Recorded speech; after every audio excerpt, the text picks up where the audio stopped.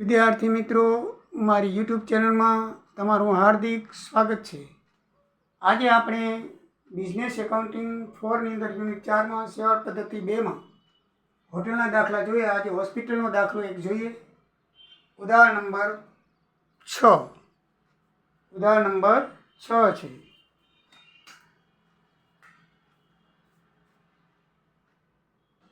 ઉદાહરણ number 6, page number 230-31. બરાબર. તો આ પ્રમાણે દાખલો જોઈએ તો મેડિકલ હોસ્પિટલ છે. એની અંદર 25,000 રૂપિયાના માસિક ભાડાથી એક હોસ્પિટલ રાખવામાં આવેલ છે. તો એનું ભાડું 12 માસનું 25,000 ગુણ્યા 12 માસ એટલે 3 લાખ રૂપિયા છે. 25,000 બરાબર છે. તો 3 લાખ રૂપિયા એનું ભાડું થશે. પછી લખ્યું છે એમાં હોસ્પિટલમાં 25 પથારીઓ છે અને 5 વધારાની પથારીઓ છે.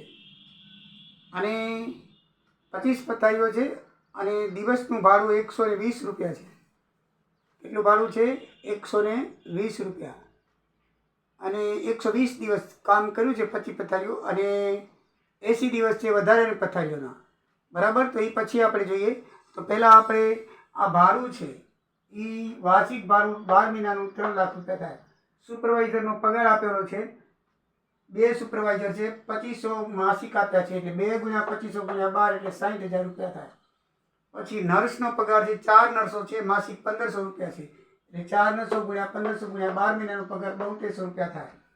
પછી 2 વોર્ડ બોય છે, એનો માસિક પગાર 750 છે એટલે 2 વોર્ડ બોય ગુણ્યા 750 ગુણ્યા 12 માસ એટલે 18,000 રૂપિયા થાય. પછી મકાનનો નિભાવ ખર્ચ 18,000 રૂપિયા. સામાન્ય વિવિધ ખર્ચ 2,49,000 રૂપિયા. નિષ્ણાત ડૉક્ટરનો નિષ્ણાત જે ડૉક્ટર છે એની સેવામાં લેવામાં આવી છે એમાં માસિક 50,000 થવા જાય છે એટલે 50,000 માસિક. તો 12 મહિનાના કેટલા થાય? 6 લાખ રૂપિયા. પછી દર્દીઓના ભોજનના 2,20,000. પછી સેવા અંગેના ખર્ચ 60,000. ધોલાઈ ખર્ચ 1,40,000.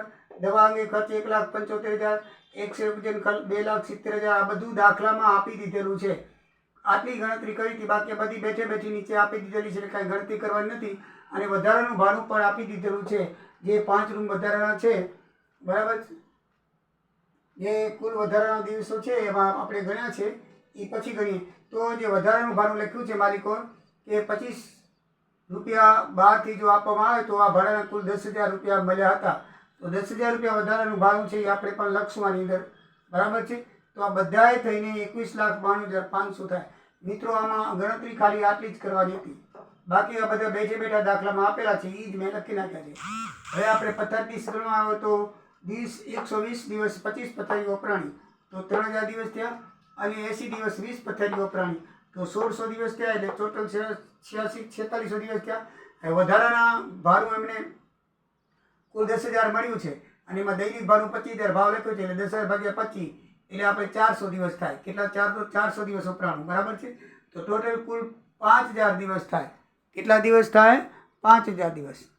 તો કુલ પથારી દીઠ ખર્ચ કેટલો આવે? તો કુલ ખર્ચ ભાગ્યા કુલ દિવસો. તો કુલ ખર્ચ 91,500 છે.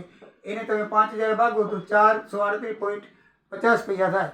હવે પથારી દીઠ નફો લખવો હોય તો કેટલો થાય? બરાબર છે. તો પથારી દીઠનું ભાડું 500 રૂપિયા છે. કેટલું છે? 500 રૂપિયા. અને તો એને ભાગીએ આપણે, એને ઓછા કરીએ. 4.38 આનો ખર્ચ છે તો આપણને નફો 61.50 રૂપિયા એક પથારી દીઠ મળે. કેટલો મળે? એક પથારી દીઠ. તો કુલ આવક કેટલી થાય આપણને? બરાબર છે. તો કુલ આવકમાં આપણે કુલ પથારી દિવસો 5,000 છે. કેટલા છે? 5,000 ગુણ્યા 500 આવક છે તો 25 લાખ થાય. અને કુલ ખર્ચ 91,500 છે. એ બાદ કરી તો નફો આપણને 3,07,000 મિત્રો 500 મળે. તો 3,07,500 કુલ નફો મળે એ એનો જવાબ આવે. આમાં બીજી કોઈ પણ ગણતરી કરવાની નથી. બરાબર છે. આમાં આ ગણતરી 2 સુપરવાઇઝર છે, 4 નર્સ છે અને 2 વોર્ડ બોય છે. 2500 પગાર છે એટલે 12 ગુણી નાખો એટલે એનો પગાર આવી ગયો. બાકી અહીંયાથી કરીને આ બધાએ ખર્ચા દાખલામાં આપેલા છે. અને વધારાનું ભાડું 10,000 વધારાની પથારી લીધેલું છે એ પણ આપેલું છે. એટલે આ બધાનો ટોટલ ખર્ચ આ થયો.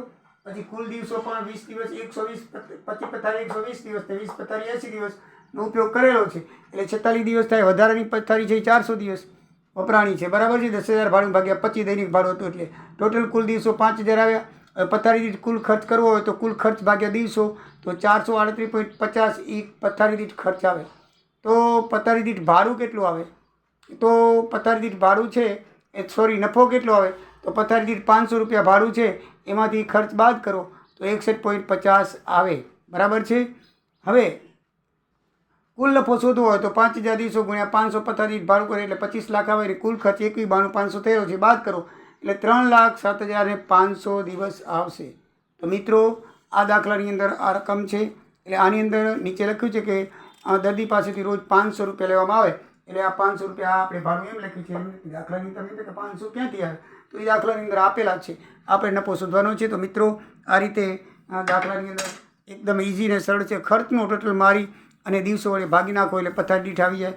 પછી જે આપણને માહિતી કીધી હોય એ આપણે દાખલાની અંદર લેવાની હોય છે. આ પ્રમાણે આપણો દાખલો પૂરો થાય છે. નેક્સ્ટમાં આપણે થિયેટરનો એક દાખલો જોઈશું. તો આવજો. જય સિયારામ, જય દ્વારિકાધીશ.